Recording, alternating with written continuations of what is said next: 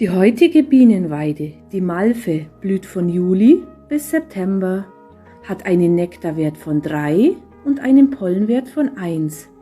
Sie ist eine Futterpflanze für viele Raupenarten und auch einige Larven. Zudem suchen einige Insekten die Blüten als Schlafplatz auf. Der Feuerschwanz saugt gerne an ihren Samen. Die Heilpflanze hilft als Tee gegen Entzündungen, Erkältungen und Husten. Das Malvengewächs fühlt sich an sonnigen und windgeschützten Standorten am wohlsten. Wann blüht die Malve bei dir?